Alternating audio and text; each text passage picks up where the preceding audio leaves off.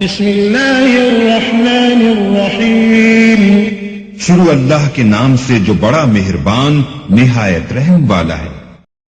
اب ہم آتے ہیں سیدنا ابراہیم علیہ السلام کے قصے کی طرف، لیکن اس سے پہلے یہ وضاحت کر دیں کہ سیدنا ابراہیم علیہ السلام کے واقعے کے ساتھ چند دوسرے انبیاء علیہم السلام کے واقعات بھی وابستہ ہیں، مثلا سیدنا لوط علیہ السلام کا واقعہ، اس لیے کہ یہ سیدنا ابراہیم علیہ السلام کے بھتیجے بھی ہیں اور ان کے پیروکار بھی۔ اسی طرح آپ کے صاحبزادوں سیدنا اسماعیل اور سیدنا اسحاق علیہ السلام کے واقعات ساتھ ساتھ چلتے ہیں۔ اس کی وجہ یہ ہے کہ سیدنا اسماعیل علیہ السلام کی ولادت کے وقت ابراہیم علیہ السلام کی عمر 87 سال تھی، اور سیدنا اسحاق علیہ السلام کی پیدائش کے وقت سیدنا ابراہیم علیہ السلام کی عمر 100 سال تھی، جبکہ سیدنا ابراہیم علیہ السلام کی کل عمر 175 سال ہوئی، اس لیے ان کے واقعات ساتھ ساتھ چلتے ہیں۔ ابراہیم علیہ السلام کا قصہ سناتے ہوئے ان حضرات کا ذکر ساتھ ساتھ ضرور آئے گا، تو آئیے شروع کرتے ہیں قصہ ابراہیم علیہ السلام کا۔ صالح علیہ السلام کے بعد اللہ تعالیٰ نے سیدنا ابراہیم علیہ السلام کو مبعوث فرمایا۔ ابراہیم علیہ السلام جد الانبیاء ہیں، عظیم المرتبت اور اولو العزم پیغمبر ہیں۔ آپ کے والد کا نام طارق تھا، جبکہ اس کا لقب آزر تھا۔ آزر مدد کرنے والے کو کہتے ہیں۔ یہ شخص اپنے قبیلے کے افراد کی مدد کیا کرتا تھا، غمخواری کرتا تھا، اس لیے اس کا لقب آزر مشہور ہو گیا تھا۔ قرآن مجید میں ابراہیم علیہ السلام کا قصہ 73 مقامات پر ذکر ہوا ہے۔ یہ 73 مقامات 25 سورتوں میں ہیں، اور یہ بات ابراہیم علیہ السلام کے بلند مرتبت ہونے پر دلالت کرتی ہے۔ ابراہیم علیہ السلام بھی سام بن نوح علیہ السلام کی نسل سے ہیں۔ آپ کی پیدائش عراق کے مشہور شہر بابل میں ہوئی۔ یہ عراق کے شمال میں واقع تھا اور آج بھی موجود ہے۔ بہت بڑا شہر ہے، اس وقت بھی بڑی آبادی پر مشتمل تھا۔ یہاں بت پرستی عام ہو چکی تھی۔ اللہ تعالی سورۃ العنکبوت آیت 25 میں فرماتے ہیں، ابراہیم نے کہا کہ تم نے جن بتوں کی پرستش اللہ کے سوا کی ہے، انہیں تم نے اپنی آپس کی دنیاوی دوستی کے بنا پر معبود ٹھہرا لیا ہے۔ مطلب یہ کہ وہ لوگ اللہ کی عبادت بتوں کو اللہ کا شریک ٹھہرا کر کرتے تھے۔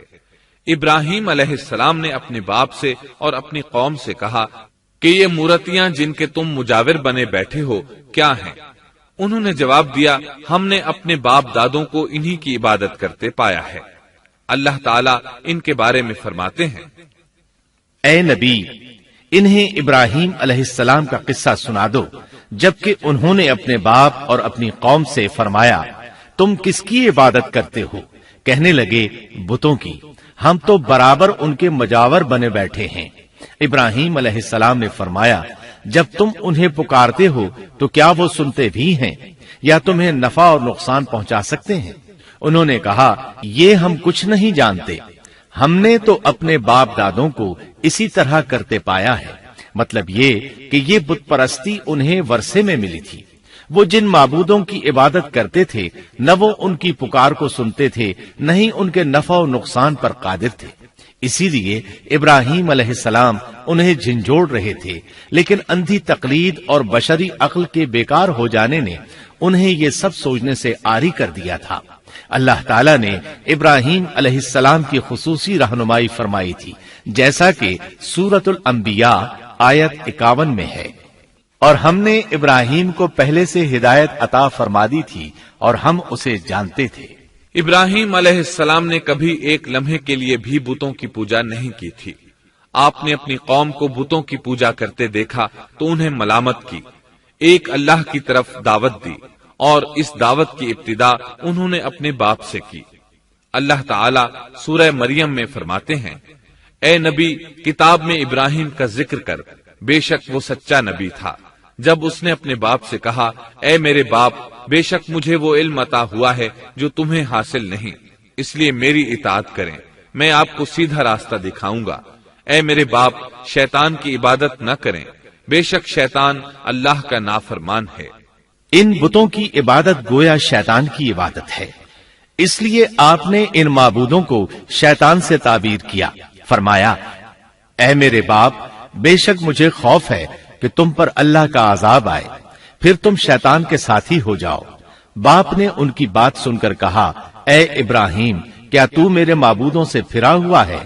البتہ اگر تو باز نہ آیا تو میں تجھے سنسار کر دوں گا، اور تو مجھ سے ایک مدت تک دور ہو جا، یعنی مجھ سے اتنا دور ہو جا کہ کبھی مجھے نظر نہ آئے. ابراہیم علیہ السلام نے اپنے باپ پر نرمی اور مہربانی کرتے ہوئے ان سے کہا آپ پر سلامتی ہو، میں اپنے رب سے آپ کے لیے بخشش طلب کرتا رہوں گا. لیکن جب بعد میں ان پر واضح ہو گیا کہ وہ تو اللہ کا دشمن ہے تو ابراہیم علیہ السلام اس سے بے تعلق ہو گئے. سورہ توبہ آیت 114 میں اللہ فرماتے ہیں اور ابراہیم کا اپنے والد کے لیے بخشش طلب کرنا ایک وعدے کی وجہ سے تھا جو وہ اس سے کر چکے تھے، لیکن جب انہیں معلوم ہو گیا کہ وہ اللہ کا دشمن ہے تو اس سے بیزار ہو گئے. بے شک ابراہیم بڑے نرم اور تحمل والے تھے. کسی ایماندار کے لیے جائز نہیں کہ وہ کسی کافر کے لیے دعائے مغفرت کرے، بلکہ مومن پر حرام ہے کہ وہ کسی کافر یا عیسائی وغیرہ کے لیے مغفرت طلب کرے یا اس سے یہ کہے کہ اللہ تجھ پر رحم کرے. ابراہیم علیہ السلام کے والد نے انہیں دھمکی دی تھی کہ اگر تم اس دعوت سے باز نہ آئے تو میں تمہیں سنسار کر دوں گا. اس کے جواب میں ابراہیم علیہ السلام اپنے والد کے ساتھ انتہائی شفقت سے پیش آئے اور اس سے کہنے لگے میں آپ کے لیے اپنے رب سے استغفار کرتا رہوں گا، اس لیے کہ آپ اپنے والد پر بے حد مہربان تھے. اسی لیے اللہ تعالیٰ بھی ابراہیم علیہ السلام پر بے حد مہربان تھے اور آپ کا لقب خلیل الرحمن رکھ دیا گیا. خلت محبت کا وہ انتہائی درجہ ہے جس کے ساتھ دل محبت سے بھر جاتا ہے، یعنی وہ بہت سے لوگوں سے بڑھ کر اللہ تعالیٰ کو محبوب تھے. والد کے سخت جواب کے بعد ابراہیم علیہ السلام نے ان سے علیحدگی اختیار کر لی اور انہیں مخاطب کر کے فرمایا میں تمہیں چھوڑتا ہوں اور جنہیں تم اللہ کے سوا پکارتے ہو ان کو بھی چھوڑتا ہوں. میں اپنے رب کو پکاروں گا، مجھے امید ہے میں اپنے رب کو پکار کر محروم نہیں رہوں گا. آپ اللہ کے پیارے اور پسندیدہ نبی تھے. جب آپ نے اپنی قوم کو توحید کی دعوت دی اس وقت آپ نوجوان تھے. آپ کی عمر 16 سال تھی. ساتھ میں آپ اس بات پر غور و فکر بھی کرتے کہ آخر یہ لوگ بتوں کی پوجا کیوں کرتے ہیں. آپ کا دل ان کے شرک پر بہت کوڑتا. آخر آپ نے مصمم ارادہ کر لیا کہ اس شر اور فساد کی جڑ کو کاٹ کر رہیں گے، یعنی ان بتوں کو توڑ کر رہیں گے. آپ اپنی قوم کو بتوں کو توڑ دینے کی دھمکی دیتے رہے. اس دھمکی کا ذکر اللہ تعالیٰ نے سورۃ الانبیاء آیت 57 میں کیا ہے اور اللہ کی قسم میں تمہارے بتوں کا علاج کروں گا جب تم پیٹھ پھیر کر جا چکے ہوگے. یہ بات ابراہیم علیہ السلام نے پوشیدہ نہیں اعلانیہ کہی تھی. آخر انتظار کا وقت ختم ہوا. عید کا دن آ پہنچا. عید کے دن وہ لوگ صبح سویرے گھر سے نکلنے سے پہلے کھانا پکا کر اپنے معبودوں کے سامنے رکھتے تھے. پھر شہر سے باہر ایک میدان میں جمع ہوتے، وہاں کھیلتے کودتے خوشیاں مناتے، ناز سے چلتے پھرتے اور کھانا کھاتے. شام کو گھروں کی طرف آتے. صبح بتوں کے پاس جو کھانا رکھ گئے تھے اس کو اٹھاتے اور تبرک سمجھ کر کھا جاتے.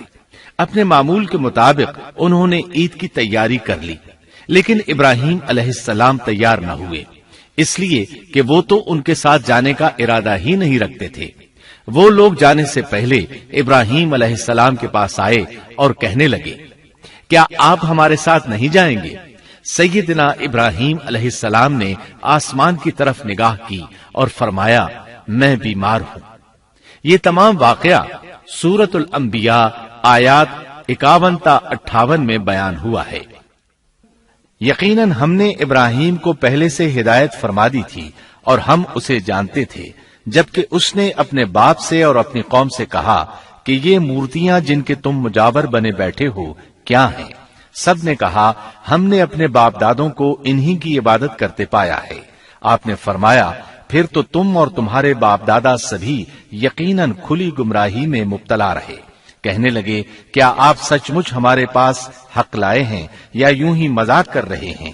آپ نے فرمایا نہیں نہیں، در حقیقت تم سب کا پروردگار تو وہ ہے جو آسمان و زمین کا مالک ہے، جس نے انہیں پیدا کیا ہے، میں تو ایسی بات کا گواہ اور قائل ہوں، اور اللہ کی قسم میں تمہارے ان معبودوں کا علاج تمہاری غیر موجودگی میں کروں گا۔ پس اس نے ان سب کے ٹکڑے کر دیے، البتہ صرف بڑے بت کو چھوڑ دیا، یہ اس لیے کیا کہ وہ سب اس کی طرف لوٹے۔ ابراہیم علیہ السلام نے لوگوں کے ساتھ عیدگاہ جانے سے انکار کیا اور عذر پیش کیا کہ وہ بیمار ہیں۔ وہ لوگ آپ کو چھوڑ کر چلے گئے۔ بعد میں ابراہیم علیہ السلام ان بتوں کے پاس گئے، دیکھا کہ ان کے سامنے کھانا پڑا ہے۔ چونکہ سب لوگ کھانا لائے تھے اس لیے یہ کھانا بہت زیادہ تھا، لیکن ان جھوٹے معبودوں نے اسے کھانا تو درکنار اس کو چھوا تک نہ تھا۔ ابراہیم علیہ السلام نے انہیں مخاطب کر کے کہا، یہ اتنا کھانا تمہارے سامنے پڑا ہے، تم اس کو کھاتے کیوں نہیں؟ تمہیں کیا ہو گیا کہ بات تک نہیں کرتے؟ پھر پوری قوت سے دائیں ہاتھ سے کلہاڑا مار کر ان کے ٹکڑے ٹکڑے کر دیے، لیکن بڑے بت کو چھوڑ دیا تاکہ سب اسی کی طرف رجوع کریں۔ تمام چھوٹے بتوں کو توڑ کر کلہاڑا اس بڑے بت کے کندھے پر رکھ دیا۔ مشرکین میلے سے لوٹے تو دیکھا ان کے سارے معبود اوندھے منہ ٹوٹے پھوٹے پڑے ہیں، ان کے تمام معبودوں کو توڑ دیا گیا تھا۔ وہ حیران رہ گئے کہ یہ کیسے ہو گیا، کس نے کیا؟ کہنے لگے یہ کام کس ظالم کا ہے، اس نے ہمارے معبودوں کی توہین کی ہے۔ اس وقت جن لوگوں نے ابراہیم علیہ السلام کا وہ کلام سنا تھا انہیں ان کا خیال آ گیا، کہنے لگے وہ نوجوان جس کا نام ابراہیم ہے اسے ہم نے اپنے بتوں کی مذمت کرتے سنا ہے۔ اللہ کی قدرت کہ ابراہیم علیہ السلام کا جو مقصد تھا وہ خود بخود پورا ہو رہا تھا۔ قوم کے لوگ مشورہ کر رہے تھے کہ سب کو جمع کرو اور اسے بلاؤ، پھر اسے سزا دو۔ چنانچہ تمام اہل باطل چھوٹے بڑے جمع ہو گئے، کارروائی شروع ہو گئی۔ کہنے لگے اے ابراہیم، ہمارے معبودوں کے ساتھ یہ لغو حرکت تو نے کی ہے۔ ابراہیم علیہ السلام نے جواب دیا، یہ کام تو اس بڑے بت کا ہے، مجھ سے کیوں پوچھتے ہو؟ تم اپنے معبودوں سے کیوں نہیں پوچھ لیتے کہ ان کے ٹکڑے کس نے اڑائے ہیں؟ ابراہیم علیہ السلام کا جواب سن کر وہ سب سوچ میں پڑ گئے، پھر کہنے لگے ہم نے بڑی غلطی کی، اپنے معبودوں کے پاس کسی کو حفاظت کے لیے نہیں چھوڑا۔ اس قدر واضح بات محسوس کر کے بھی وہ ظالم ایمان نہ لائے، بلکہ شیطان نے ان کے دلوں میں وسوسہ ڈالا اور انہوں نے غور و فکر کر کے کہا، اے ابراہیم، کیا تمہیں علم نہیں؟ یہ تو بے زبان ہیں، یہ بول نہیں سکتے۔ اب ابراہیم علیہ السلام نے فرمایا، تب پھر تم اللہ کے سوا اس چیز کی عبادت کرتے ہو جو تمہیں کچھ بھی نفع نہ دے سکے اور نہ نقصان پہنچا سکے۔ تعجب ہے تم پر اور ان پر بھی جنہیں تم اللہ کے سوا پکارتے ہو، کیا تم میں بالکل عقل نہیں؟ اس طرح ابراہیم علیہ السلام نے ان پر حقیقت خوب اچھی طرح واضح کر دی۔ ان سے فرمایا تم ان کی پوجا کرتے ہو جن کو تم خود تراشتے ہو، یعنی ان کا حال تو یہ ہے کہ تم نے ان کو خود اپنے ہاتھوں سے تراشا اور ان کی عبادت کرنے لگے، جبکہ تمہیں اور تمہاری بنائی ہوئی چیزوں کو اللہ ہی نے پیدا کیا ہے۔ ابراہیم علیہ السلام نے ایک کلہاڑے کی مدد سے ان سب بتوں کو تہس نہس کر دیا تھا۔ یہ اس بات کی واضح ترین نشانی تھی کہ یہ بالکل بے بس ہیں، لیکن اس واضح نشانی کے باوجود وہ اپنے کفر ہی پر ڈٹے رہے اور لگے ابراہیم علیہ السلام کو دھمکیاں دینے۔ کہنے لگے اس کے لیے ایک آتش کدہ بناؤ اور اسے اس دہکتی آگ میں ڈال دو۔ پھر ان لوگوں نے ایک چٹیل میدان کا انتخاب کیا جہاں مٹی نام کی کوئی چیز نہیں تھی۔ اس میدان کو پتھروں کی باڑ کے ساتھ گھیر دیا گیا۔ پھر سب لوگوں کو حکم دیا گیا کہ وہ لکڑیاں جمع کر کے اس گھیری ہوئی جگہ میں رکھیں۔ چنانچہ سب لوگ لکڑیاں جمع کر کے وہاں لانے لگے، یہاں تک کہ عورتوں اور بچوں نے بھی اس کام میں بڑھ چڑھ کر حصہ لیا۔ میدان میں اتنی لکڑیاں جمع ہو گئیں کہ زمین نظر نہیں آتی تھی۔ یہ لکڑیاں زمین پر ایک اونچی دیوار محسوس ہوتی تھیں۔ پھر ان لکڑیوں کو آگ لگائی گئی۔ جب آگ کے شعلے آسمان سے باتیں کرنے لگے تو انہوں نے ابراہیم علیہ السلام کو آگ میں ڈالنے کے لیے ایک جھولا تیار کیا۔ اس میں سیدنا ابراہیم علیہ السلام کو رکھا گیا۔ اس وقت آپ نے یہ دعا پڑھی، حسبنا اللہ ونعم الوکیل. ہمیں اللہ کافی ہے اور وہی بہترین کارساز ہے.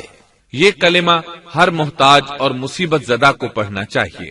بخاری میں ہے رسول اللہ صلی اللہ علیہ وسلم نے فرمایا حسبنا اللہ و نعم الوکیل ابراہیم علیہ السلام نے اس وقت فرمایا تھا جب انہیں آگ میں پھینکا جانے لگا تھا. مطلب یہ کہ ہم اللہ ہی پر بھروسہ کرتے ہیں، اس کے سوا ہمارا کسی پر بھروسہ نہیں. بعض روایات میں یہ بھی ہے کہ جب ابراہیم علیہ السلام کو آگ میں ڈالا جانے لگا تو جبریل علیہ السلام آئے اور کہا اے ابراہیم کوئی حاجت ہے تو میں حاضر ہوں. ابراہیم علیہ السلام نے فرمایا اگر تم اپنی مرضی سے آئے ہو تو مجھے تمہاری کوئی ضرورت نہیں. ایک دوسری روایت میں ہے کہ بارش کے فرشتے نے حاضر ہو کر کہا تھا اے ابراہیم مجھے حکم دیجئے میں بارش برسا کر اس آگ کو بجھا دوں. لیکن ایسی تمام روایات ضعیف ہیں. یوں بھی اللہ کا حکم ان سے پہلے کام کرنے والا تھا. اللہ تعالی سورہ انبیاء آیت 69 اور 70 میں فرماتے ہیں ہم نے کہا اے آگ ابراہیم پر ٹھنڈی ہو جا اور سلامتی والی ہو جا. گو انہوں نے ابراہیم کا برا چاہا لیکن ہم نے انہیں ہی نقصان پانے والا کر دیا. چنانچہ جب ابراہیم علیہ السلام کو آگ میں ڈالا گیا تو وہ ٹھنڈی ہو گئی. ابن عباس رضی اللہ عنہما فرماتے ہیں اگر اللہ تعالیٰ آگ سے یہ نہ فرماتے کہ سلامتی والی ٹھنڈی ہو جا تو وہ اس قدر سرد ہو جاتی کہ اس کی ٹھنڈک سے تکلیف محسوس ہوتی. گویا آگ بھی اللہ کے حکم کے بغیر نہیں جلا سکتی، چھری اللہ کے حکم کے بغیر نہیں کاٹ سکتی، اس لیے کہ یہ بھی اللہ کی مخلوق ہیں اور ان کی قدرت بھی اللہ کے پاس ہے. وہ چاہے تو ان کو قدرت عطا کر دے، چاہے تو قدرت واپس لے لے. آگ کو ٹھنڈا ہونے کا حکم ہوا، وہ ٹھنڈی ہو گئی. اس نے نہ ابراہیم علیہ السلام کے کپڑے جلائے نہ جسم کے کسی حصے کو کوئی نقصان پہنچایا، صرف وہ رسیاں جلائیں جن سے آپ کو باندھا گیا تھا. سبحان اللہ. لوگ آگ کے گرد اس انتظار میں کھڑے تھے کہ جو ہی انہیں آگ میں پھینکا جائے گا وہ جل کر راکھ ہو جائیں گے. لیکن وہ یہ دیکھ کر حیران رہ گئے کہ ابراہیم علیہ السلام بڑے ناز سے آگ کے درمیان بیٹھے ہیں. بعض روایات میں ہے کہ ابراہیم علیہ السلام فرمایا کرتے تھے مجھے ان دنوں جو راحت اور سکون حاصل تھا ویسا آگ سے نکلنے کے بعد نہیں ہوا. لوگ اس معجزے کو دیکھ کر حیرت زدہ تھے. پھر ابراہیم علیہ السلام آگ سے نکلے. اتنا بڑا معجزہ دیکھنے کے باوجود لوط علیہ السلام کے سوا کوئی شخص پورے بابل شہر سے ان پر ایمان نہ لایا. اللہ تعالیٰ فرماتے ہیں پس ابراہیم پر لوط ایمان لائے. مطلب یہ کہ پوری بستی سے لوط علیہ السلام تھے جو آپ پر ایمان لائے تھے، باقی تمام لوگ کفر ہی پر ڈٹے رہے. ابراہیم علیہ السلام ان کا رویہ دیکھ کر نا امید ہو گئے کہ اس سے بڑھ کر یہ کون سا معجزہ دیکھنا چاہتے ہیں. ان کے بتوں کو توڑ دیا گیا. اپنی آنکھوں سے اللہ کی نشانی ان لوگوں نے دیکھی، پھر بھی یہ ایمان نہیں لائے. چنانچہ آپ نے وہاں سے ہجرت کا ارادہ فرما لیا. اس وقت بابل پر نمرود نامی بادشاہ کی حکومت تھی. کہا جاتا ہے کہ زمین کے بیشتر حصے پر اسی کی حکمرانی تھی. جب اس کے پاس یہ خبریں پہنچیں کہ ابراہیم علیہ السلام کو آگ میں ڈالا گیا لیکن آگ نے انہیں نہیں جلایا تو اس نے ابراہیم علیہ السلام کو اپنے دربار میں پیش کرنے کا حکم دیا. ابراہیم علیہ السلام کو وہاں لایا گیا. نمرود نے ان سے ان کے رب کے بارے میں سوال کیا.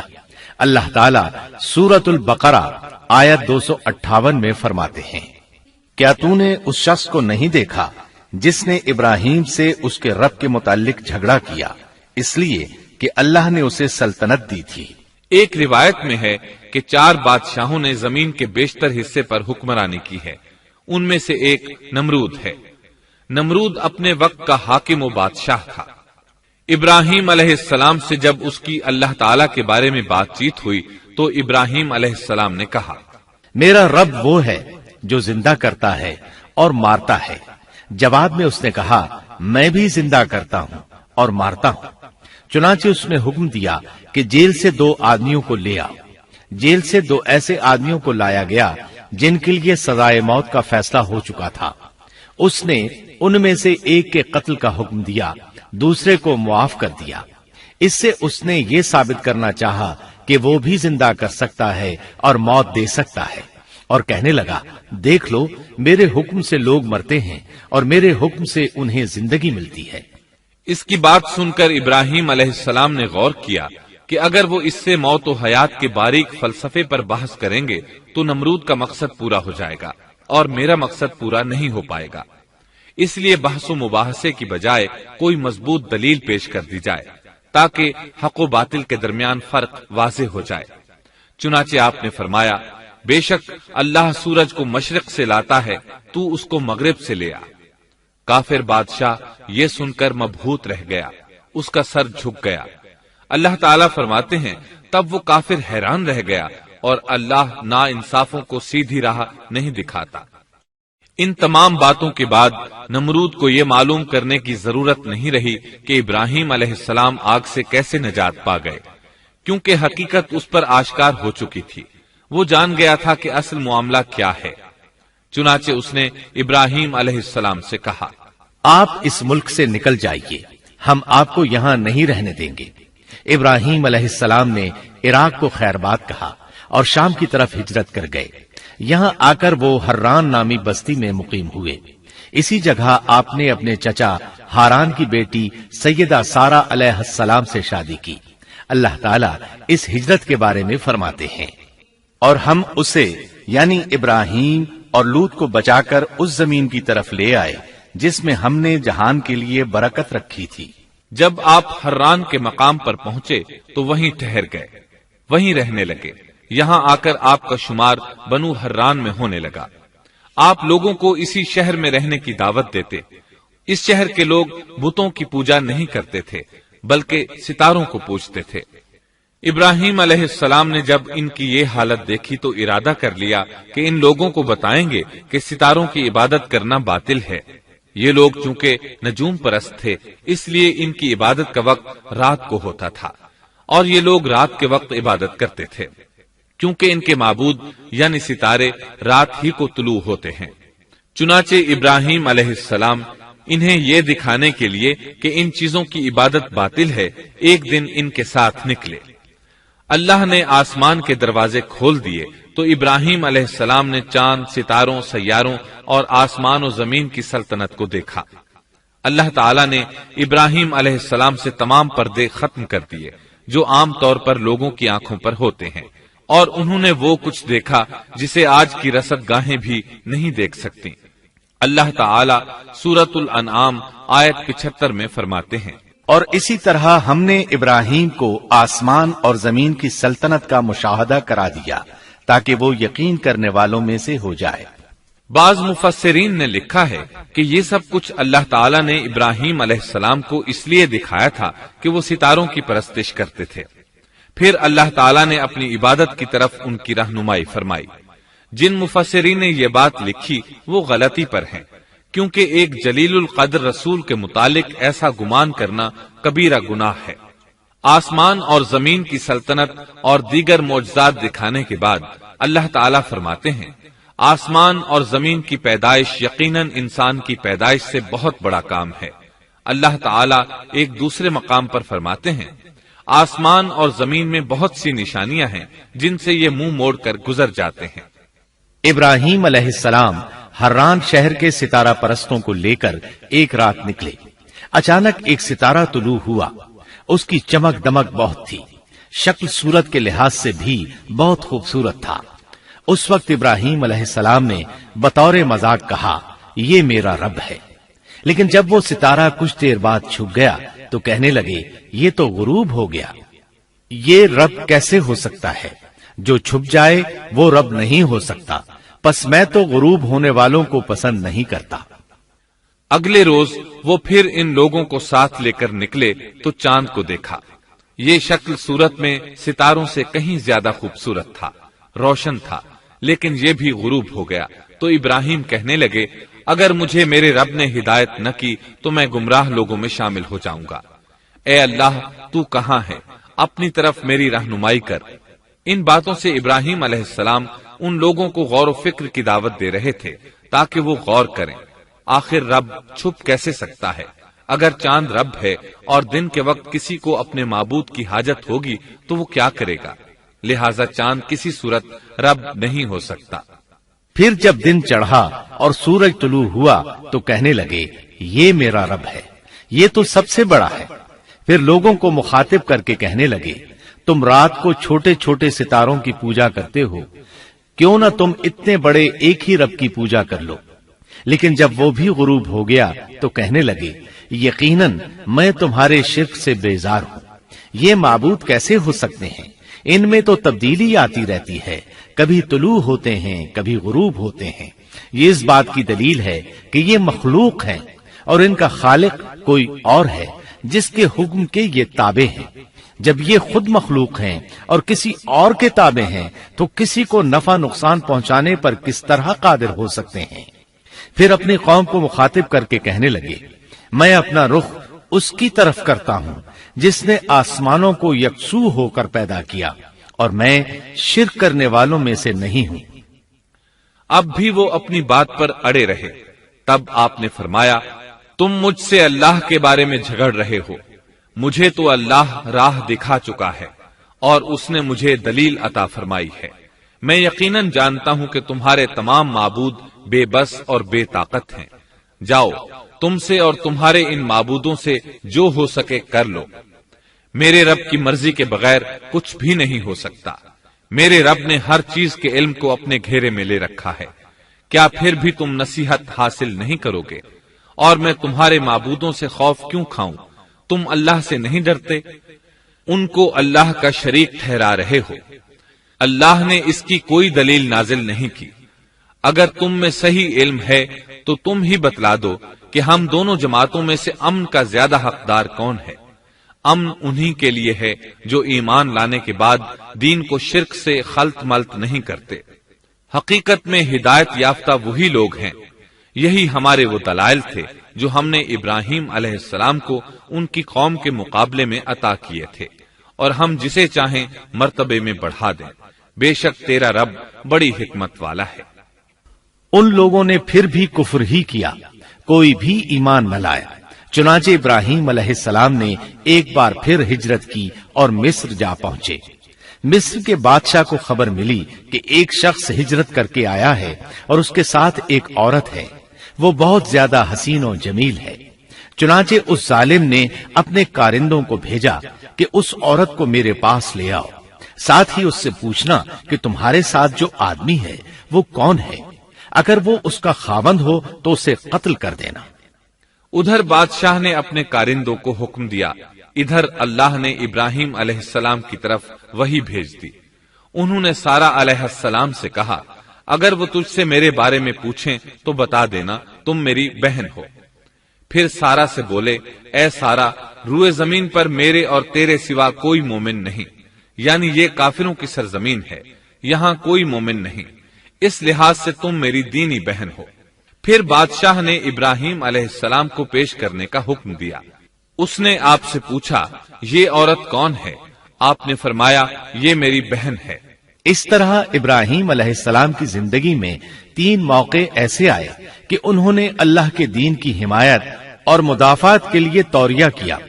توریہ کا مطلب یہ ہے کہ واقعہ کچھ اور ہو لیکن کوئی شخص کسی خاص مصلحت کی وجہ سے اسے 2 معانی والے الفاظ کے ساتھ اس انداز میں بیان کرے کہ سننے والا اس واقعہ کو نہ سمجھ سکے بلکہ اس کا ذہن خلاف واقعہ چیز کی طرف منتقل ہو جائے۔ شریعت نے بعض مخصوص حالات میں اس کی اجازت دی ہے۔ وہ 3 مواقع جہاں ابراہیم علیہ السلام نے توریہ فرمایا ان کی وضاحت کچھ اس طرح ہے۔ ایک یہ کہ آپ نے میلے پر نہ جانے کی غرض سے ان لوگوں سے کہا تھا کہ میں بیمار ہوں۔ دوسرے موقع پر یہ فرمایا تھا یہ کام اس بڑے سردار بت کا ہے۔ تیسرے سارا علیہ السلام کو دینی بہن قرار دیا۔ اس ظالم بادشاہ نے سارا علیہ السلام کو اپنی تحویل میں لے لیا۔ جب سارا علیہ السلام کو معلوم ہوا کہ وہ ایک بدکار شخص ہے تو انہوں نے اللہ تعالیٰ سے دعا کی، اے اللہ تجھے معلوم ہے میں تجھ پر اور تیرے نبی پر ایمان لائی ہوں اور اپنے جسم کو اپنے خاوند کے سوا ہر ایک سے محفوظ رکھا ہے، لہٰذا آپ اس کافر کو مجھ پر مسلط نہ کیجیے گا۔ چنانچہ اس کافر بادشاہ نے جب سیدہ سارا کو پکڑنے کے لیے اپنا ہاتھ بڑھایا تو اس کا ہاتھ شل ہو گیا اور اپنی جگہ پر جم گیا۔ وہ لگا چیخ پکار کرنے۔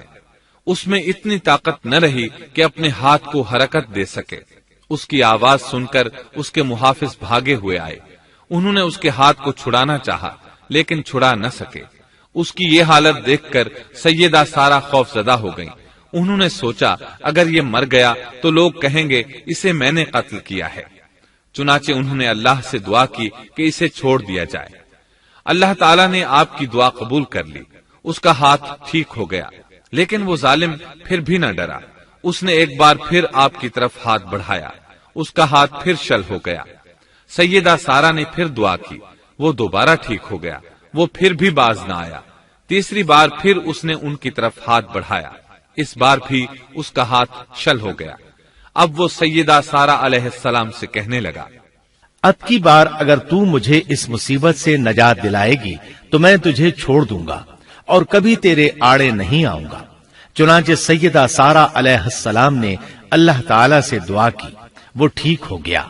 تب اس نے اپنے کارندوں کو آواز دی اور ان سے بولا، تم میرے پاس کسی انسان کو نہیں بلکہ سرکش جن کو لائے ہو۔ پھر اس نے انہیں رہا کر دیا، عزت و اکرام سے رخصت کیا اور ان کی خدمت کے لیے اپنی بیٹی ہاجرہ کو ساتھ کر دیا۔ سارہ علیہ السلام واپس لوٹی تو دیکھا کہ ابراہیم علیہ السلام نماز پڑھ رہے ہیں۔ نماز کے بعد انہوں نے پوچھا، سارہ اس نے تمہارے ساتھ کیا سلوک کیا؟ سیدہ سارہ علیہ السلام نے سارا واقعہ سنا دیا۔ سن کر آپ نے فرمایا، الحمدللہ۔ پھر بولے، اب ہم یہاں نہیں رہیں گے بلکہ واپس جائیں گے۔ چنانچہ آپ ایک بار پھر فلسطین میں آ گئے، وہیں اپنی زندگی بسر کرنے لگے۔ اب ہم آگے بڑھتے ہیں۔ جب آپ فلسطین میں مستقل طور پر رہائش پذیر ہوئے تو لوط علیہ السلام بھی آپ کے ساتھ تھے۔ لوط علیہ السلام آپ کے بھتیجے تھے۔ ان کے والد کا نام ہاران تھا۔ یہ بچپن ہی سے سیدنا ابراہیم علیہ السلام کے زیر سایہ رہے، انہی کے ہاں پرورش پائی، اس لیے دین حق فوراً قبول کر لیا۔ جب سیدنا ابراہیم علیہ السلام نے عراق سے شام کی طرف ہجرت کی تو یہ آپ کے ساتھ تھے۔ وہاں سے حران گئے، تب بھی ساتھ تھے۔ پھر مصر کی طرف ہجرت کی تو بھی لوط علیہ السلام ان کے ساتھ تھے۔ آخر کار جب آپ نے مصر کو بھی خیر بات کہا اور فلسطین آ گئے تب بھی یہ ساتھ تھے۔ اب ابراہیم علیہ السلام نے لوط علیہ السلام کو حکم دیا کہ وہ بستی سدوم کی طرف چلے جائیں، اس لیے کہ اس بستی کے لوگ کفر کی انتہائی گہرائی میں جا چکے ہیں۔ انہیں کفر و شرک سے نکالنے کے لیے وہاں جائیں، انہیں اللہ کے احکام سنائیں، اللہ کی طرف دعوت دیں۔ چنانچہ لوط علیہ السلام تو اس طرف روانہ ہو گئے اور ادھر فلسطین میں صرف 3 مسلمان رہ گئے، ابراہیم علیہ السلام، ان کی زوجہ محترمہ سیدہ سارہ اور سیدہ ہاجرہ علیہم السلام۔ وہیں رہائش پذیر رہے اور لوگوں کو مسلسل اللہ کی طرف دعوت دیتے رہے۔ یہاں یہ بے شمار مال و دولت کے بھی مالک بن گئے۔ جب ان کی عمر 85 یا 86 سال ہوئی تو سارہ علیہ السلام نے سوچا، میں بانجھ ہوں، میرے خاوند بوڑھے ہیں، لیکن اولاد کی تمنا ہے، تو کیوں نہ میں اپنی لونڈی ہاجرہ ہدیے اور تحفے کے طور پر ابراہیم علیہ السلام کو دے دوں۔ چنانچہ ہاجرہ ابراہیم علیہ السلام کو مل گئیں، انہوں نے ان سے شادی کر لی۔ اللہ رب العزت نے جلد ہی ان کے وطن سے آپ کو اسماعیل علیہ السلام عطا فرمائے۔ ہاجرہ علیہ السلام کے ماں بننے پر اور ان کی اولاد کو دیکھ کر سیدہ سارہ علیہ السلام کو فطری طور پر غیرت کا احساس ہوا۔ اللہ کی قدرت دیکھیے، خود ہی انہیں ہاجرہ کو تحفے میں دیا تاکہ اولاد حاصل ہو، اور جب وہ ماں بن گئیں تو اب غیرت محسوس کر رہی ہیں۔ اپنی اس کیفیت سے مجبور ہو کر سیدہ سارہ نے ابراہیم علیہ السلام سے کہا، آپ مجھے اس کے ساتھ ایک جگہ پر نہ رکھیں۔ مورخین اور سیرت نگار لکھتے ہیں کہ ہاجرہ علیہ السلام ایک نطاق پہنا کرتی تھی، یعنی وہ جسم کے درمیان ایک لمبا کپڑا لٹکا لیتی تھی تاکہ وہ کپڑا گھسٹ گھسٹ کر قدموں کے نشانات مٹا دے اور سارہ کو نظر نہ آئے، کیونکہ سارہ غیرت کی حد کو پہنچ چکی تھی۔ ابراہیم علیہ السلام نے جب سارہ علیہ السلام کے اندر غیرت کے آثار دیکھے تو ہاجرہ کو ان کی نگاہوں سے دور کر دیا۔ ادھر اللہ کا حکم بھی نازل ہو گیا کہ اپنی بیوی ہاجرہ اور دودھ پیتے بچے اسماعیل کو ساتھ لے لیں اور مکہ کی طرف رخ کر لیں۔ ابراہیم علیہ السلام مکہ کی طرف روانہ ہوئے، یہاں تک کہ مکہ پہنچ گئے۔ یہ جگہ اس وقت بالکل ویران اور بے آباد تھی، نہ کوئی انسان تھا، نہ پانی، نہ نباتات کے آثار تھے، غرض کوئی چیز نظر نہیں آتی تھی، بس پہاڑوں کے درمیان ایک بے آب و گیاہ میدان تھا۔ یہی وہ مقدس اور تاریخی وادی تھی جہاں ابراہیم علیہ السلام اپنی زوجہ اور لخت جگر کو چھوڑ کر واپس پلٹے۔ سیدہ ہاجرہ علیہ السلام کو بہت حیرت ہوئی، انہیں یہ امید نہیں تھی کہ ان کے خاوند انہیں ایک بے آباد جگہ تنہا چھوڑ کر چل دیں گے، اس پر بچے کی ذمہ داری الگ تھی۔ چنانچہ انہوں نے ابراہیم علیہ السلام کو آواز دی، لیکن انہوں نے مڑ کر بھی نہ دیکھا۔ اب وہ ان کے پیچھے آئیں اور قریب پہنچ کر بولی، اے ابراہیم، ہمیں کہاں چھوڑے جا رہے ہو؟ یہاں نہ پانی، نہ خوراک، نہ کوئی انسان۔ ابراہیم علیہ السلام نے پھر بھی کوئی جواب نہ دیا، کوئی پریشانی بھی ظاہر نہ کی اور چلتے رہے۔ سیدہ ہاجرہ بھی آپ کے پیچھے چلتی رہیں اور پوچھتی رہیں کہ ہمیں کس کے حوالے کر کے جا رہے ہیں؟ یہاں تو کوئی بھی جاندار نہیں، مکمل طور پر بے آباد علاقہ ہے۔ لیکن انہوں نے اب بھی کوئی توجہ نہ دی۔ آخر سیدہ ہاجرہ نے کہا، کیا آپ کو اللہ نے اس کام کا حکم دیا ہے؟ اب آپ نے جواب میں فرمایا، ہاں۔ تب سیدہ ہاجرہ بولی، اگر یہ بات ہے تو اللہ تعالی ہرگز ہمیں ضائع نہیں ہونے دے گا۔ جب انسان اللہ کے احکام کو بجا لائے تو اس کے دل سے فقر و فاقے کا خوف نکل جاتا ہے، اور اللہ اسے طرح طرح کے انعامات سے نوازتا ہے۔ انسان جب تک اللہ کے احکام کو بجا لاتا رہے گا تب تک اللہ کی نصرت اور اس کی تائید شامل حال رہے گی۔ چنانچہ جو ہی ہاجرہ علیہ السلام کو پتا چلا کہ انہیں تنہا چھوڑ جانا اللہ کے حکم کی بنا پر ہے تو فوراً یقین بھرے لہجے میں بولی، تب اللہ ہمیں ضائع نہیں کرے گا۔ یہ کہہ کر وہ اپنے شیر خوار بچے کی طرف پلٹ گئیں۔ خوراک اور پانی چند دن میں ختم ہو گئے، پانی کا ایک قطرہ پاس نہ رہا۔ اب پانی کی تلاش شروع کی، لیکن اپنے لیے تو درکنار، ماں کو بیٹے کے لیے بھی پانی نہ ملا نہ خوراک۔ اب بچہ لگا بھوک سے بلکنے، خوراک نہ ملنے کی وجہ سے ماں کا دودھ بھی خشک ہو گیا تھا۔ عورت کتنی بھی باحوصلہ ہو اپنے بچے کو بھوک سے بلکتے نہیں دیکھ سکتی۔ اب انہوں نے بچے کو وہیں چھوڑا اور تیزی سے قریبی پہاڑی صفا کی طرف لپکی۔ اوپر چڑھ کر ادھر ادھر نظر دوڑائی کہ شاید کسی طرف پانی یا خوراک نظر آ جائے یا کسی انسان کی جھلک نظر آ جائے۔ جب کچھ نظر نہ آیا تو نشیب کی طرف چلی، ساتھ میں بچے کی طرف بھی دیکھتی جاتی تھی۔ نشیب میں پہنچی تو بچہ نظروں سے اوجھل ہو گیا۔ اس پر اور بے چین ہوئی اور بلندی کی طرف دوڑی۔ اس طرح مروا پہاڑی پر چڑھ گئی۔ وہاں بھی چاروں طرف نگاہ دوڑائی لیکن کچھ نظر نہ آیا۔ خیال آیا کہ پھر کوشش کرنی چاہیے۔ اس خیال سے مروا پہاڑی سے اتری اور صفا کی طرف چل دی۔ درمیان میں نشیب کی وجہ سے بچہ نظر نہ آیا تو دوڑنے لگی۔ اس طرح پھر صفا پر چڑھ گئی۔ اللہ اکبر!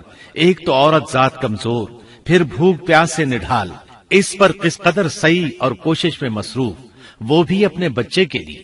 بہرحال بار بار کوشش کے خیال سے انہوں نے صفا اور مروہ پہاڑیوں کے درمیان 7 چکر لگائے۔ یہی وجہ ہے مسلمان عازمین حج صفا و مروہ کے درمیان سعی کرتے ہیں تاکہ اس واقعے کی یاد تازہ ہو جائے۔ جب وہ آخری مرتبہ مروہ پر پہنچی تو انہوں نے ایک آواز سنی۔ یہ آواز اسماعیل علیہ السلام کے قریب سے آئی تھی۔ انہوں نے پوری توجہ سے آواز کو سننے کی کوشش کی اور جلدی سے اسماعیل کے قریب پہنچی۔ کیا دیکھتی ہیں، اسماعیل کے قدموں کے نیچے سے پانی پھوٹ رہا ہے، کیونکہ جبریل علیہ السلام کو اللہ نے اس صابرہ خاتون کی مدد کے لیے بھیجا تھا۔ انہوں نے زمزم والی جگہ پر اپنا پر مارا تو اسماعیل کے قدموں کے پاس سے ایک عظیم چشمہ رحمت نمودار ہوا۔ مستقبل کے پیغمبر کے قدموں کے نیچے سے اللہ نے جبریل فرشتے کے ذریعے زمین پھاڑ کر پانی نکال دیا۔ یہی آب زمزم کا آغاز تھا۔ ہاجرہ علیہ السلام پانی کو آنکھیں پھاڑ پھاڑ کر حیرت سے دیکھ رہی تھی۔ ان کی خوشی کی انتہا نہ رہی جب انہوں نے دیکھا پانی پھوٹ پھوٹ کر چاروں طرف بہ رہا ہے۔ زمین ہموار تھی، اس لیے انہوں نے زمین کو کھودنا شروع کر دیا تاکہ پانی ادھر ادھر نہ بہہ جائے۔ پھر انہوں نے اس گڑھے کے چاروں طرف پتھر رکھ دیے اور زبان سے بولی، زم زم، اس کا مطلب ہے رک جا۔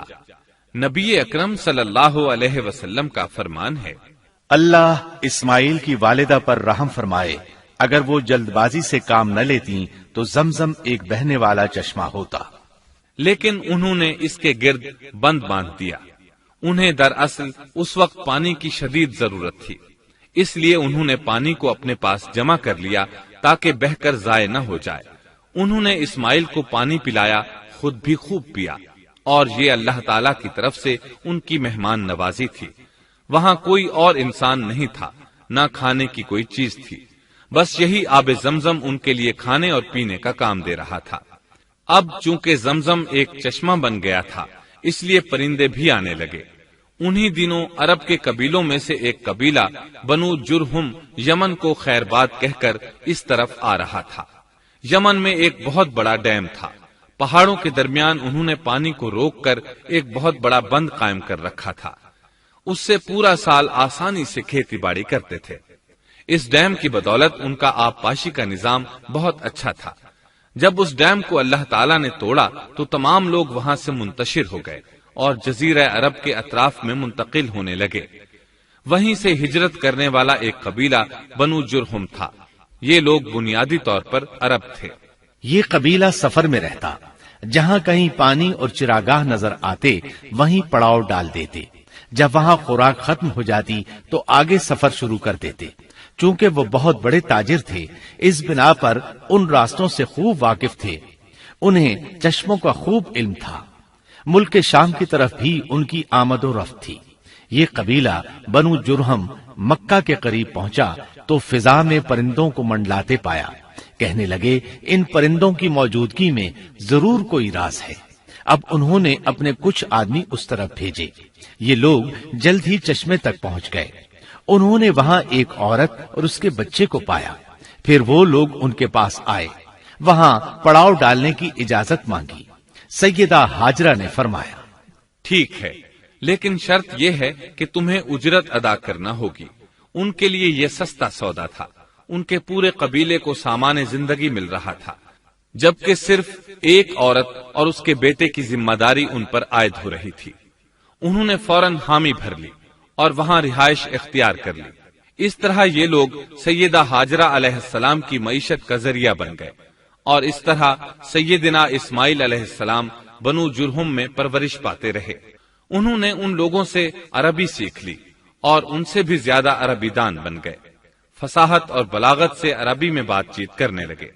پھر ان کی اس قبیلے میں شادی ہو گئی۔ ان کی اولاد سے عرب قوم کا آغاز ہوا۔ انہی میں سے سرور کائنات محمد صلی اللہ علیہ وسلم کی ولادت باسعادت ہوئی۔ بنو جرہم کی آمد اور آبادی ابراہیم علیہ السلام کی دعا کا نتیجہ تھی۔ جب انہوں نے اپنی بیوی اور بچے یعنی دو کمزور انسانوں کو اس ویران جگہ چھوڑا تھا تو یہ دعا مانگی تھی، اے ہمارے پروردگار، میں نے اپنی کچھ اولاد اس بے آباد جنگل میں تیرے حرمت والے گھر کے پاس بسائی ہے۔ یہاں یہ سوال پیدا ہوتا ہے کہ کیا اس وقت بیت اللہ کی تعمیر ہو چکی تھی؟ درست بات یہ ہے کہ اس وقت خانہ کعبہ کی تعمیر نہیں ہوئی تھی۔ پھر سوال پیدا ہوتا ہے کہ کیا ابراہیم علیہ السلام کے زمانے سے پہلے اس کی تعمیر ہو چکی تھی یا صرف جگہ ہی معروف تھی؟ اس بارے میں دو طرح کی روایات ہیں۔ بعض میں آتا ہے کہ صرف اس کی جگہ معروف تھی، اور بعض میں ہے کہ ابراہیم علیہ السلام سے پہلے شیس علیہ السلام نے اس کو تعمیر کیا تھا، اور وہ گردش ایام کے ساتھ ساتھ منہدم ہو کر ختم ہو گیا۔ لیکن بہرحال اس کی جگہ معلوم تھی، اور وہی پہلا گھر تھا، جیسا کہ اللہ نے خبر دی ہے۔ اللہ تعالیٰ نے پہلا گھر جو لوگوں کے لیے مقرر کیا تھا وہی ہے جو مکہ میں ہے، اور وہ پوری دنیا کے لیے برکت اور ہدایت والا ہے۔ ابراہیم علیہ السلام نے اللہ تعالیٰ سے یہ دعا مانگی تھی، اے ہمارے پروردگار، میں نے اپنی کچھ اولاد اس بے کھیتی کے جنگل میں تیرے حرمت والے گھر کے پاس بسائی ہے۔ اے ہمارے پروردگار، یہ اس لیے کہ وہ نماز قائم کریں پس تو کچھ لوگوں کے دلوں کو ان کی طرف مائل کر دے اور انہیں پھلوں کی روزیاں عطا فرما تاکہ یہ شکر گزاری کریں۔ دن گزرتے رہے اور اسماعیل علیہ السلام بنو جرہم کے ماحول میں عمر کی منزلیں طے کرتے رہے اور وہ ہوش سنبھالنے کے قریب ہو گئے۔ ابراہیم علیہ السلام ہر سال 1-2 بار اپنے گھرانے کی دیکھ بھال کے لیے چکر لگاتے تھے۔ جب اسماعیل علیہ السلام نے ہوش سنبھالا تو ایک بار پھر ایک عظیم آزمائش کا وقت آ گیا۔ ہوا یوں کہ ایک مرتبہ ابراہیم علیہ السلام مکہ تشریف لائے، ایک جگہ آرام کے لیے بیٹھے کہ نیند کی وادی میں پہنچ گئے۔ نیند میں انہوں نے خواب دیکھا کہ اپنے لخت جگر کو اپنے ہاتھ سے ذبح کر رہے ہیں، ساتھ ہی آنکھ کھل گئی۔ ابراہیم علیہ السلام جانتے تھے کہ انبیاء کرام کے خواب حقیقت ہوتے ہیں، اللہ کی طرف سے وحی ہوتے ہیں، اور شیطان کسی صورت ان کے خواب میں نہیں آ سکتا، لہذا انہوں نے اس خواب کے مطابق عمل کرنے کا پختہ ارادہ کر لیا، کسی قسم کی پریشانی کا شکار نہ ہوئے۔ اللہ رب العزت نے اس عظیم اور تعجب خیز واقعے کا قرآن مجید میں ذکر کرتے ہوئے فرمایا، اور ابراہیم نے کہا میں تو ہجرت کر کے اپنے پروردگار کی طرف جانے والا ہوں، وہ ضرور میری رہنمائی کرے گا۔ اے میرے رب، مجھے نیک بخت اولاد عطا فرما۔ تو ہم نے ایک بردبار بچے کی بشارت دی۔ پھر جب بچہ اتنی عمر کو پہنچا کہ اس کے ساتھ چلنے پھرنے لگا تو ابراہیم نے کہا میرے پیارے بیٹے، میں نے خواب دیکھا ہے کہ میں تجھے ذبح کر رہا ہوں، اب تو بتا تیری کیا رائے ہے؟ یہاں سوال پیدا ہوتا ہے کہ ابراہیم علیہ السلام نے اسماعیل علیہ السلام سے مشورہ کیوں لیا؟ وہ چاہتے تو اسماعیل کو سوتے میں ذبح کر دیتے، اس طرح اللہ کا حکم بجا لاتے۔ وہ بیٹے کے پاس کیوں گئے اور ان سے مشورہ کیوں لیا؟ جی ہاں، یہ مسئلہ یاد رکھنے کے قابل ہے کہ ہر مسلمان پر لازم ہے کہ وہ اپنے دوسرے مسلمان بھائی کو اجر و ثواب میں شامل کرنے کی کوشش کرے۔ ابراہیم علیہ السلام نے بیٹے کو ثواب میں شامل کرنے کے لیے انہیں اللہ کے حکم سے آگاہ کیا، یہ نہ چاہا کہ میں اکیلا ہی اجر لیتا رہوں، بلکہ دوسرے کی خیر خواہی کو پیش نظر رکھا۔ والدین کے لیے آپ کے اس انداز میں نصیحت موجود ہے، یہ کہ اولاد کو ثواب کے مواقع فراہم کریں، ان کی صحیح تربیت کریں، اگر صدقہ کرنے کا موقع ملے تو بچوں کے ذریعے صدقہ کرائیں تاکہ انہیں بھی اللہ کے راستے میں خرچ کرنے کی عادت پڑے۔ جب کسی دینی مجلس میں بیٹھنے کا موقع ملے تو اپنی اولاد کو بھی ساتھ لے کر جائیں۔ بے شمار لوگ خود تو جاتے ہیں، اولاد کو جانے کے لیے کہتے بھی نہیں، خود دین سیکھتے ہیں، اولاد کو دین نہیں سکھاتے۔ ابراہیم علیہ السلام نے اسماعیل علیہ السلام سے رائے لی۔ سبحان اللہ، انہوں نے جواب میں فرمایا اے ابا جان، آپ کو جو حکم ملا ہے کر گزریے۔ یہ نہیں کہا کہ مجھے تو حکم نہیں ہوا، بلکہ فوراً سر تسلیم خم کر دیا، اس لیے کہ وہ جانتے تھے انبیاء کا خواب حقیقت پر مبنی ہوتا ہے، اللہ کی وحی ہوتا ہے، اس لیے بالکل پریشانی ظاہر نہ کی، یہ تک نہ پوچھا مجھے کیوں ذبح کر رہے ہیں، یا میرا کیا جرم ہے، یا آپ کے پاس کون سا صریح حکم آیا ہے۔ انہوں نے ایسی کوئی بات نہ کہی، اللہ کی فرما برداری اسی کو کہتے ہیں۔ چنانچہ اپنے باپ سے کہا اے ابا جان، آپ کو جو حکم ہوا ہے اس کو کر گزریے، انشاءاللہ آپ مجھے صبر کرنے والوں میں پائیں گے۔ علماء کرام فرماتے ہیں اس جملے سے ان کا انتہائی ادب اور احترام شامل ہے، اور اس میں زبردست توکل موجود ہے۔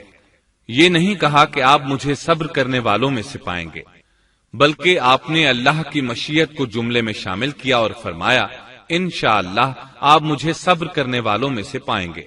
لہذا مسلمانوں کو دھوکے میں نہیں پڑنا چاہیے، یہ نہ کہے میں سفر کروں گا، میں فلاں کام کروں گا، میں فلاں کام کے کرنے کی طاقت رکھتا ہوں، بلکہ یوں کہے اللہ نے چاہا تو میں سفر کروں گا، اللہ نے چاہا تو فلاں کام کروں گا۔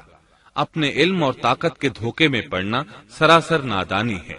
ہر چیز کا تعلق اللہ سے قائم کرے، جیسا کہ اللہ تعالیٰ فرماتے ہیں اور ہرگز ہرگز کسی کام پر یوں نہ کہنا کہ میں اسے کل کروں گا، مگر ساتھ ہی انشاءاللہ کہہ لینا۔ اپنی زبان کو اللہ کے ذکر سے سجا کر رکھو اور ہمیشہ اپنے معاملات کو اللہ کی طرف لوٹاؤ۔ بہرحال باپ بیٹا دونوں ہی مصمم ارادے کے ساتھ اللہ کا حکم پورا کرنے کے لیے پیش ہو گئے۔ اسماعیل علیہ السلام نے اپنے والد محترم سیدنا ابراہیم علیہ السلام سے کہا، جب آپ مجھے ذبح کرنے لگیں تو میری پیشانی کو زمین پر رکھ دیجیے گا تاکہ آپ کو میرا چہرہ نظر نہ آئے اور کہیں آپ کے ہاتھ رک نہ جائیں، چہرہ دیکھ کر آپ پر شفقت پدری غالب نہ آ جائے۔ اب ابراہیم علیہ السلام نے بیٹے کی پیشانی پکڑ کر زمین پر لٹا دیا، جیسا کہ اللہ تعالی نے فرمایا۔ جب دونوں مطیع ہو گئے اور ابراہیم نے اسے پیشانی کے بل لٹا دیا، اب انہوں نے چھری پکڑی اور گردن پر چلا دی، لیکن چھری نے گردن نہ کاٹی، بالکل اسی طرح جیسے آگ نے ابراہیم کو نہیں جلایا تھا، اس لیے کہ چھری میں کاٹنے کی طاقت اور آگ میں جلانے کی صلاحیت اللہ کے حکم کے بغیر نہیں آ سکتی۔ اللہ نے دونوں سے یہ طاقتیں سلب کر لیں۔ اب ابراہیم زور لگا رہے ہیں، ادھر اسماعیل علیہ السلام کہہ رہے ہیں، ابا جان جلدی کیجئے، چھری چلائیے۔ اللہ تعالیٰ نے اس واقعے کا ذکر یوں فرمایا ہے، جب وہ دونوں مطیع ہو گئے اور ابراہیم نے اسے پیشانی کے بل لٹا دیا۔ اس مطیع ہونے سے مراد اللہ کے حکم کو نافذ کرنا ہے۔ اب ظاہر ہے مطیع تو وہ پہلے بھی تھے، لیکن یہاں اسلما یعنی مطیع ہونے سے مراد کامل اسلام ہے۔ نہایت واضح اور حقیقی اسلام مراد ہے، اس لیے کہ کامل اسلام وہی ہوتا ہے جس میں بغیر کسی تردد اور توقف کے اللہ کے امر اور نہی کی تصدیق کی جائے۔ یہ تھا حقیقی اسلام۔ ہاں تو چھری چلتی رہی، گلا نہ کٹا، اس لیے کہ امتحان اور آزمائش کی تکمیل ہو چکی تھی۔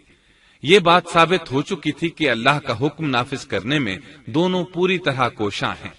اللہ تعالیٰ بھی فرما برداری ہی کا صلہ عطا فرماتے ہیں۔ چنانچہ آواز آئی، قد صدقت الرؤيا، ہم نے اسے پکارا، اے ابراہیم تو نے خواب کو سچ کر دکھایا، یقیناً ہم اسی طرح نیکوکاروں کو جزا دیا کرتے ہیں۔ یقیناً یہ ایک کھلی آزمائش تھی۔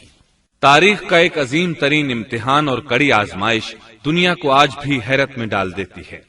کون ہے جو بیٹے کو ذبح کرنے پر تیار ہو جائے، خاص طور پر اس صورت میں جب اولاد بھی اکلوتی ہو، جس کی وجہ سے 86 سال کے بعد آنگن میں بہار آئی ہو۔ پھر اس کی قربانی کا بھی واضح حکم نہیں دیا گیا تھا، اشارتاً خواب میں رہنمائی کی گئی تھی۔ آپ کہہ سکتے تھے یہ قتل اور سنگین جرم ہے، کہہ سکتے تھے اپنے بیٹے کو کس جرم میں قتل کروں، لیکن آپ نے بغیر کسی تعامل کے سر تسلیم خم کر دیا اور اس عظیم امتحان میں کامیاب ہوئے۔ اللہ فرماتے ہیں، وَإِبْرَاهِيمَ الَّذِي وَفَّى، اور ابراہیم وہ ہیں جنہوں نے وفاداری کی۔ اس آیت میں یہ نہیں بتایا گیا کہ کس چیز میں وفاداری کی، اس لیے کہ وہ تو ہر معاملے میں مکمل طور پر وفاداری کا مظاہرہ کر چکے تھے۔ آگ میں ڈالے جانے والا معاملہ، بیوی اور بچے کو لق و دق میدان میں چھوڑ آنے کا معاملہ، پھر ذبح کا امتحان، تعمیر بیت اللہ کی مشقت، غرض ہر معاملے میں وفادار تھے، حتیٰ کہ اپنا مال اللہ کے راستے میں خرچ کرنے میں اس قدر وفادار کہ ابو زیفان کے لقب سے مشہور ہو گئے۔ اس کا معنی ہے مہمان نواز۔ کسی مہمان کو دسترخوان پر اپنے ساتھ بٹھائے بغیر ایک لقمہ نہیں کھاتے تھے، باہر نکلتے مہمان تلاش کرتے، پھر اس کے ساتھ مل کر کھانا کھاتے، مہمان نہ ملتا تو سخت غمگین ہو جاتے۔ اس طرح انہوں نے اللہ کے ہر حکم کی پاسداری کی۔ ذبح والے اس امتحان کا اللہ نے انہیں کیا صلہ دیا؟ اللہ فرماتے ہیں، ہم نے اسے عظیم ذبیحے کا بدلہ عطا کیا۔ ہاں تو ہم بتا رہے تھے چھری نے گلا نہ کاٹا۔ ایسے میں ابراہیم علیہ السلام نے ایک آواز سنی، آواز پیچھے سے آئی تھی۔ انہوں نے مڑ کر دیکھا، جبریل علیہ السلام نظر آئے۔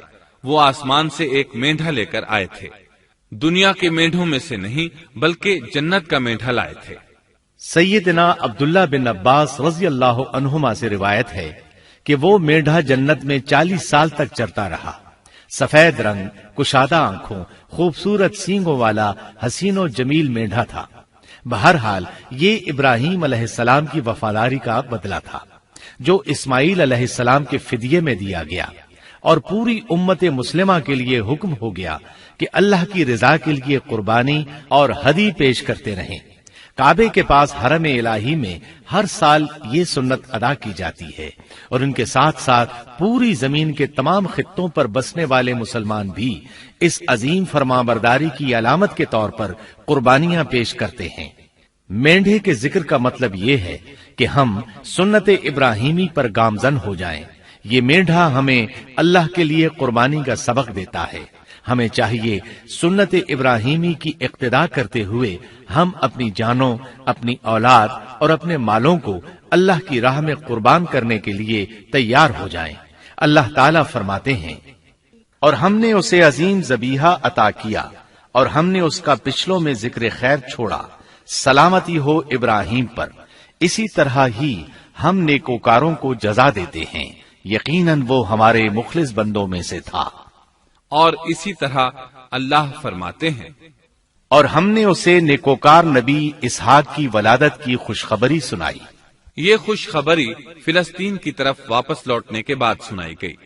ایک اکلوتے بیٹے کی قربانی کے لیے تیار ہو جانے کے سلے میں اور سارہ علیہ السلام کی عظمت اور تکریم کے مد نظر اللہ تعالی نے اسحاق کی خوشخبری سنا دی۔ یہ آیت ذبح کے واقعے کے بعد اللہ تعالی نے ذکر فرمائی ہے، اس لیے معلوم ہوا پچھلی آیات میں اسحاق کے علاوہ کسی اور بیٹے کا ذکر ہوا ہے، اور وہ اسماعیل علیہ السلام ہی تھے، جبکہ یہودی روایات میں اسحاق علیہ السلام کو ذبیح قرار دیا جاتا ہے۔ یہ بالکل غلط ہے۔ ذبح کے واقعے کے بعد اسحاق علیہ السلام کی بشارت مل رہی ہے، پھر بھلا وہ پیدا ہونے سے پہلے ہی ذبیح کیسے بن گئے؟ اس لیے یہ قطعی بات ہے کہ اسماعیل علیہ السلام ہی ذبیح ہیں۔ اس کے کئی اور بھی دلائل ہیں جن کے ذکر کرنے کا یہاں موقع نہیں۔ بہرحال اس عظیم آزمائش میں بے مثال کامیابی کے بعد ابراہیم علیہ السلام فلسطین آئے اور 120 سال کی عمر میں اسحاق علیہ السلام کی بشارت ملی، جبکہ سارہ علیہ السلام کی عمر 90 سال تھی۔ ان پر بڑھاپا طاری ہو چکا تھا۔ ایسے میں 3 فرشتے آئے۔ وہ تو قوم لوط کی تباہی کے لیے آئے تھے۔ راستے میں اللہ کے حکم سے ابراہیم علیہ السلام اور ان کی اہلیہ سارہ کو خوشخبری سنائی، اور اس غرض کے لیے وہ انسانی شکل میں آئے تھے۔ ابراہیم علیہ السلام تو پہلے ہی بہت مہمان نواز تھے۔ انہیں دیکھ کر بہت خوش ہوئے کہ مہمان آ گئے۔ فرشتوں نے انہیں سلام کیا۔ ابراہیم علیہ السلام نے سلام کا جواب دیا۔ وہ حیرت زدہ تھے کہ یہ لوگ ان کی بستی کے رہنے والے تو ہیں نہیں، لیکن ان پر سفر کے نشانات بھی نہیں ہیں، جیسا کہ دور سے چل کر آنے والوں میں ہوتے ہیں، نہ ان کے پاس سواریاں ہیں۔ قرآن مجید میں آتا ہے، فرشتوں نے سلام کیا تو ابراہیم نے بھی سلام کیا اور دل میں خیال کیا یہ اجنبی لوگ ہیں۔ پھر وہ اپنی مہمان نوازی کی عادت کے مطابق انہیں اندر لے آئے، ان کے لیے کھانے کا انتظام کیا۔ اللہ تعالیٰ فرماتے ہیں، ہمارے بھیجے ہوئے فرشتے ابراہیم کے پاس خوشخبری لے کر آئے تو انہوں نے سلام کیا۔ ابراہیم نے سلام کا جواب دیا اور فوراً بھنا ہوا بچڑا لے آئے، اور بچڑا بھی موٹا تھا۔ ان کے سامنے کھانا پیش کیا، لیکن وہ بھلا کب کھانے کی طرف ہاتھ بڑھانے والے تھے۔ یہ دیکھ کر ابراہیم علیہ السلام نے خوف محسوس کیا کہ کہیں یہ دشمن نہ ہو۔ اس وقت فرشتوں نے کہا، ابراہیم نہ ڈر، ہم تو قوم لوط کی طرف بھیجے گئے ہیں۔ جب انہوں نے یہ باتیں کی تو سارہ علیہ السلام پاس کھڑی تھی۔ وہ ہنسنے لگی۔ وہ خوش خبری سے پہلے کیوں ہنس پڑی؟ علماء اس بارے میں کہتے ہیں کہ جب انہوں نے سنا یہ فرشتے لوط علیہ السلام کی بستی کو تباہ کرنے جا رہے ہیں تو ان کے خاتمے کی خبر سن کر وہ ہنستی۔ اس کے بعد فرشتوں نے یہ خوشخبری سنائی، ہم نے اسے اسحاق کی پیدائش کی خوشخبری دی اور اسحاق کے بعد یعقوب پوتے کی بھی خوشخبری دی۔ بہت جلد ہی ہم اسحاق سے تیری ویران گود کو آباد کریں گے، اور تو اپنی زندگی میں اس کے بیٹے یعقوب کو بھی دیکھ لے گی۔ اب 3 بشارتیں جمع ہو گئیں۔ بیٹا پیدا ہوگا، لمبی عمر ملے گی یعنی بیٹا جوان ہوگا، اور پھر وہ اپنے پوتے کو بھی دیکھے گی۔ اس سے بڑھ کر کیا عزت اور تکریم ہو سکتی ہے؟ اس لیے جب نبی کریم صلی اللہ علیہ وسلم سے پوچھا گیا کریم یعنی عزت والا کون ہے، تو آپ نے فرمایا کریم بن کریم بن کریم بن کریم، یعنی یوسف بن یعقوب بن اسحاق بن ابراہیم علیہ السلام۔ مطلب یہ کہ نبی بن نبی بن نبی بن نبی۔ یہ یوسف علیہ السلام کی شان ہے کہ خود بھی کریم، باپ بھی کریم، دادا بھی کریم اور پردادا بھی کریم۔ اس سے بڑھ کر عزت افزائی کیا ہو سکتی ہے؟ بہرحال فرشتوں نے انہیں خوشخبری دی۔ پھر انہوں نے ابراہیم کو ایک صاحب علم لڑکے کی بشارت دی۔ خوشخبری سن کر سیدہ سارہ حیران ہوئی، مارے حیرت کے منہ سے ہلکی سی چیخ نکل گئی۔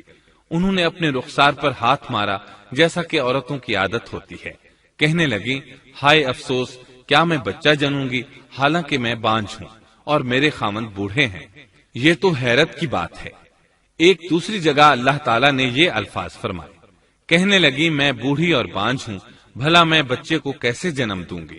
اس پر فرشتوں نے کہا، تو اللہ کے حکم پر تعجب کرتی ہے، اے اہل بیت، یہ تو اللہ کی تم پر رحمت اور برکت ہے، وہ بہت بزرگ اور قابل تعریف ہے۔ دوسری آیت میں ہے، انہوں نے کہا، اسی طرح تیرے رب نے فیصلہ کیا ہے اور ہمیں کہا ہے، یقیناً وہ بہت حکمت والا ہے اور علم رکھنے والا ہے۔ یہ تھی اسحاق علیہ السلام کی ولادت کی خوشخبری۔ ابراہیم علیہ السلام مکے میں سیدنا اسماعیل علیہ السلام سے ملنے کے لیے آتے رہتے تھے۔ ایک روز آئے تو ان سے کہا، اے میرے بیٹے، اللہ تعالیٰ نے مجھے حکم دیا ہے کہ اس مقام پر اللہ کا گھر تعمیر کرنا۔ اسماعیل علیہ السلام نے فوراً کہا، میں حاضر ہوں۔ اس طرح انہوں نے کھدائی شروع کی۔ ایسے میں انہیں شیش علیہ السلام کی تعمیر کے آثار نظر آئے۔ انہوں نے اس پر تعمیر شروع کر دی۔ ایک روایت میں یہ بھی ہے کہ انہوں نے فرشتوں والی بنیادوں کے آثار بھی دیکھے۔ نبی کریم صلی اللہ علیہ وسلم کی جوانی کے دنوں میں جب مکے کے قریش نے کعبے کی تعمیر نئے سرے سے کی تو انہوں نے اس کی بنیادوں کو گہرا کرنا چاہا۔ وہ کھدائی کرتے ان سبز پتھروں تک پہنچ گئے جو پہاڑوں کی چوٹیوں کی طرح نظر آ رہے تھے۔ انہوں نے ان پتھروں کو نکالنا چاہا۔ ایک شخص نے کدال کے ذریعے ایک پتھر کو باہر نکالا تو اس کے نیچے سے اتنا نور نکلنے لگا کہ قریب تھا وہ شخص اندھا ہو جاتا۔ پھر پتھر خود بخود نیچے جا گرا اور اپنی جگہ پر جم گیا۔ اس کے بعد لوگوں نے ان پتھروں کو ہاتھ نہ لگایا اور تعمیر شروع کر دی۔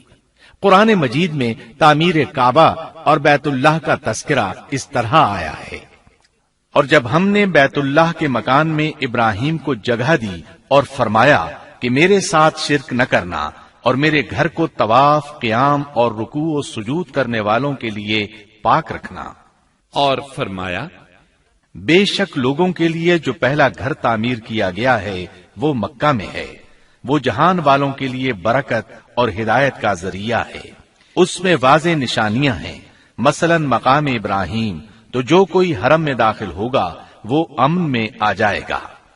اور فرمایا، اور یاد کرو اس وقت کو جب ابراہیم کو اس کے پروردگار نے کئی باتوں کے ذریعے آزمایا، وہ ان میں پورے اترے تو اللہ نے فرمایا، میں آپ کو تمام لوگوں کا امام بنا رہا ہوں۔ ابراہیم نے کہا، اے میرے رب، میری اولاد میں سے بھی امام بنائیے۔ جواب میں اللہ نے فرمایا، میرا امامت کا وعدہ ظالم لوگوں کے لیے نہیں ہے۔ اور اس وقت کو یاد کرو جب ہم نے بیت اللہ کو ثواب اور امن کی جگہ بنا دیا اور لوگوں نے مقام ابراہیم کو جائے نماز بنا لیا۔ ہم نے ابراہیم کو حکم دیا کہ میرے گھر کو طواف، اعتکاف، رکوع اور سجود کے لیے پاک رکھو، اور وہ وقت بھی یاد رکھو جب ابراہیم نے دعا کی، اے پروردگار، اس شہر کو امن والا بنا دے اور اس کے مومن بندوں کو پھلوں کا رزق عطا کر۔ اللہ تعالیٰ نے فرمایا، میں کافروں کو بھی تھوڑا فائدہ دوں گا، پھر انہیں آگ کے عذاب کی طرف بے بس کر دوں گا، یہ پہنچنے کی جگہ بری ہے۔ اور وہ وقت یاد کرو جب ابراہیم اور اسماعیل بیت اللہ کی بنیادوں کو بلند کر رہے تھے اور دعا مانگ رہے تھے، اے ہمارے رب، ہماری محنت کو قبول فرما، تو دعا کو سننے والا، جاننے والا ہے، اور ہمیں اپنا فرما بردار بنا، ہماری اولاد میں سے بھی ایک فرما بردار گروہ بنا، اور ہمیں عبادت کا طریقہ سکھا اور ہم پر رجوع فرما، کیونکہ تو ہی توبہ قبول کرنے اور رحم فرمانے والا ہے۔ اے ہمارے رب، ان لوگوں میں انہی میں سے ایک رسول بھیج جو ان پر تیری آیات کی تلاوت کرے اور انہیں کتاب و حکمت سکھائے، انہیں پاک کرے، یقیناً تو غالب حکمت والا ہے۔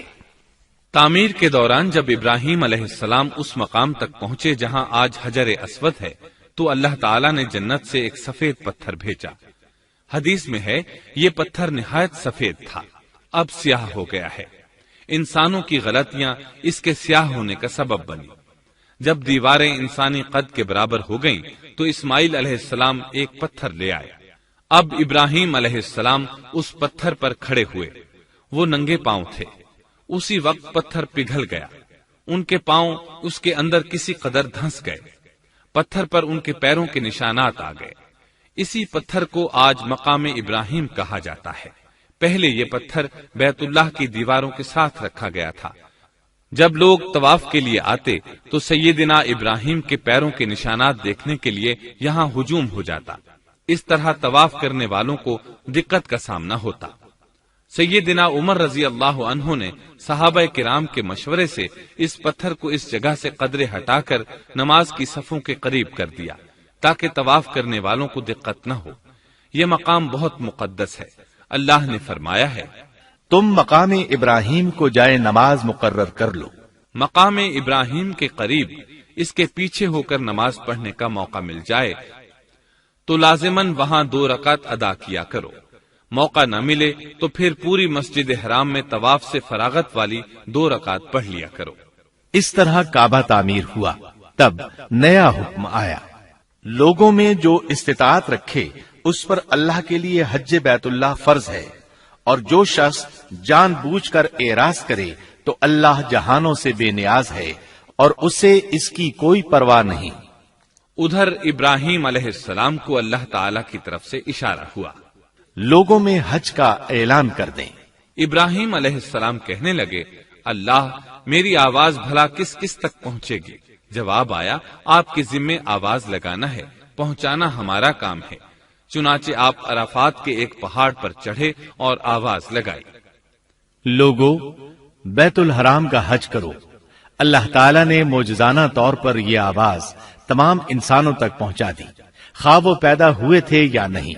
دوسرا معجزہ یہ ہوا کہ اللہ نے بیت اللہ اور اس کے حج کی محبت لوگوں کے دلوں میں ڈال دی۔